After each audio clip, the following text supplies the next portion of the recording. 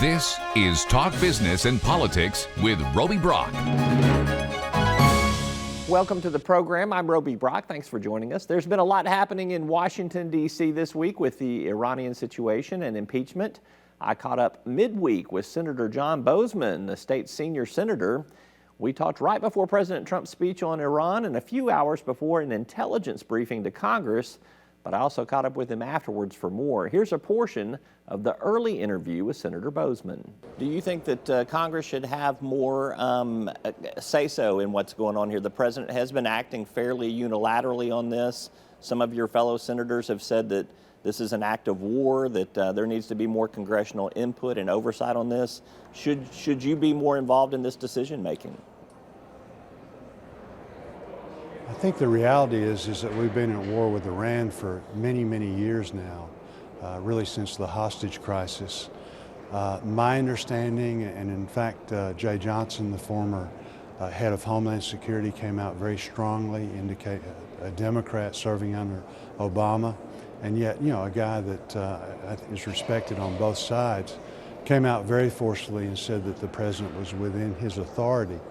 It's difficult. We are blessed with tremendous intelligence. You know, the commander-in-chief gets to know what's going on immediately. Sometimes these actions have to be done in a measured, hopefully a measured way, but a quick way.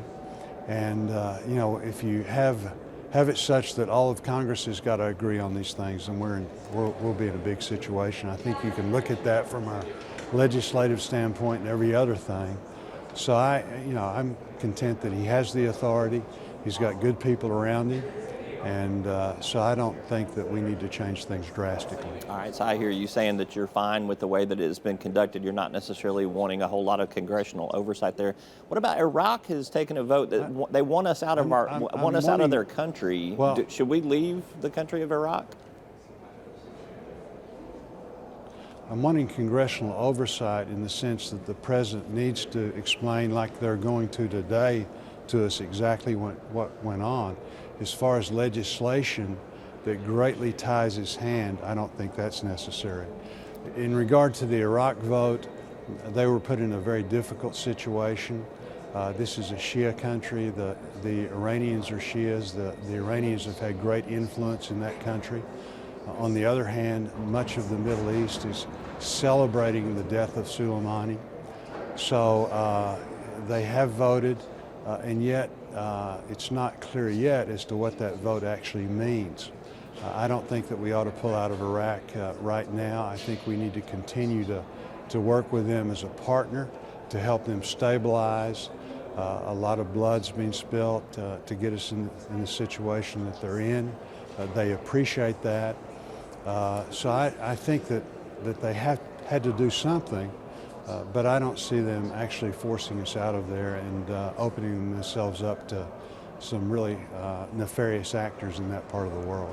Let's shift gears, talk about impeachment very quickly here. You have said you do not believe that anything that you've seen so far rises to the level of an impeachable offense for the president.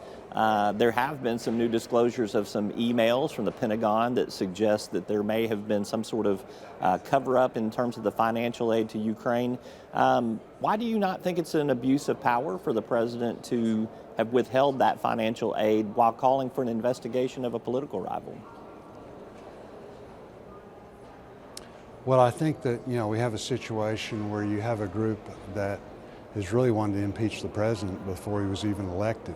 Right now you've got members in the House actually calling for impeachment once this is done, if it's not successful, to do it again for some other reason. I'm just talking about looking at the actual actions of what I understand. You've seen. Yeah. And well, the actual actions that we've seen, nobody has identified a crime along with that. So we're talking about high crimes and misdemeanors. Nobody has identified what exactly the crime was. I think that now, you can use poor judgment and this and that. Well, I think but as far as crimes, I think it has been that the crime has been that he's withheld financial aid. Well, the other thing is and again, we do that all the time, with various aspects.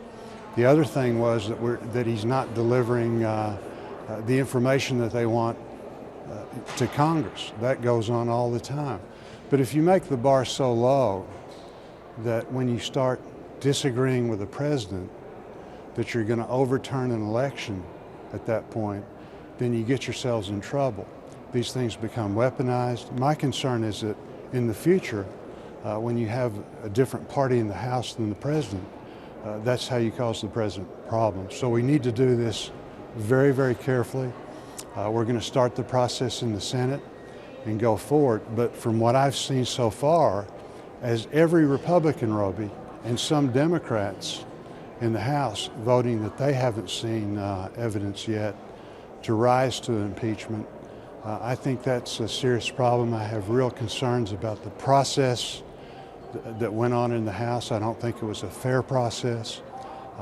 So again, that's where we're at right now. A day later, after the president's press conference and the briefing, I caught up with Senator Boozman by phone to discuss more on Iran, impeachment, and if he's running for re-election in 2022.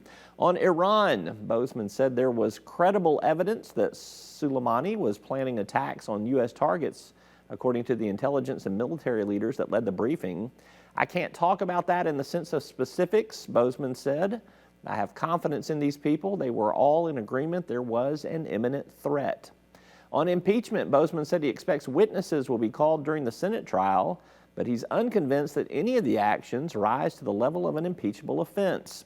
When asked about soliciting foreign help in the investigation of the Biden family, Boozman said, "I don't think it's worthy of impeachment. He," meaning the president, "has an absolute ability to ask about corruption." When asked if it would be okay for Joe Biden or Democrats to seek help from China or Russia to investigate President Trump or the Trump family, Boozman said that's basically what he saw in the House Democrats' impeachment proceedings. He's not a fan of weaponizing impeachment. These things get pretty murky, he said. Finally, I asked Boozman if he planned to run for re-election in 2022. His response, quote, "I'm planning on it. I'm working hard at becoming chairman of the Agriculture Committee." Boozman is the second highest ranking Republican on the current committee. Current chairman, Senator Pat Roberts of Kansas, is not running for re-election. If the Republicans hold the Senate, Boozman is the likely pick to chair that all-important committee.